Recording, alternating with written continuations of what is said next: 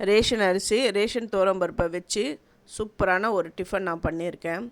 இதுக்கு சைட் டிஷ்ஷாக நீங்கள் சட்னி, பருப்பு பொடி எது வேணாலும் வச்சுக்கலாம். அவ்வளோ சூப்பராக இருக்கும்.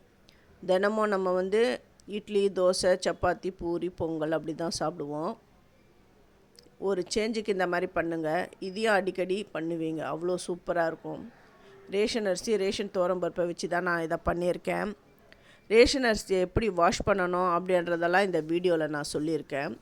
இந்த வீடியோவை என்னுடைய சேது சித்ரா கிச்சனில் போய்ட்டு பாருங்கள். மெஷர்மெண்ட்டோடு சொல்லியிருக்கேன். எந்த அளவு அரிசி எடுத்தால் எந்த அளவுக்கு பருப்பு எடுக்கணும் அப்படின்றதெல்லாம் சொல்லியிருக்கேன். ரேஷன் அரிசி இல்லைன்னா கூட சாதாரண புழுங்கல் அரிசி, வீட்டில் இருக்கிற சாப்பாட்டு அரிசியை கூட வச்சு நம்ம பண்ணலாம் புழுங்கல் அரிசியில். ஆனால் ரேஷன் அரிசியில் பண்ணிங்கன்னா ரொம்ப ரொம்ப ஹெல்த்தானது இது. இந்த ரேஷன் அரிசியை இதை ஊற போடணும். அதாவது ஒரு சுடு தண்ணியில், நல்லா கொதிக்கிற தண்ணியில் ரேஷன் அரிசியும் ரேஷன் துவரம்பருப்பையும் போட்டு ஊற போட்டுடுங்க. 15 நிமிஷம் ஆகும். இந்த டிஃபன் பண்ணுறதுக்கு 20 நிமிஷம்தான் ஆகும். திடீர் விருந்தாளிங்க யாருன்னா வந்துட்டாங்கன்னா சட்டுன்னு இந்த இது பண்ணிடலாம்.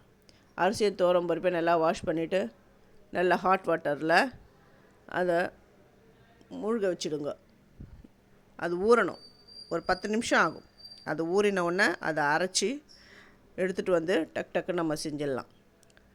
அரைக்கிறது நல்லா மழைலாம் அரைக்கக்கூடாது. ஓரளவுக்கு கொஞ்சம் ரவை பதத்தில் இருக்கணும்.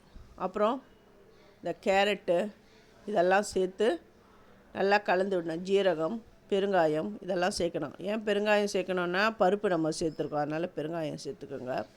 இதை பண்ணிங்கன்னா நல்லா வாசனையாக அவ்வளோ நல்லாயிருக்கும். இது செய்கிறதுக்கு 20 நிமிஷம்தான் ஆகும், அதுக்கு மேலே ஆகவே ஆகாது. நீங்கள் அந்த ஊற வைக்கிற நேரம்தான். அந்த ஊறுறது கூட இப்போ ரேஷன் அரிசிலாம் ரொம்ப நேரம் ஊறும் அப்படிலாம் கிடையாது. நல்லா சுடு தண்ணியை வச்சு நீங்கள் அதை ஊற விட்டிங்கன்னா 10 நிமிஷத்துலேயே வெந்துடும். இதோடைய கிளியர் டீட்டெயிலை என்னுடைய சேது சித்ரா கிச்சனில் நான் சொல்லியிருக்கேன். நீங்கள் போய் பாருங்கள். தேங்க்யூ.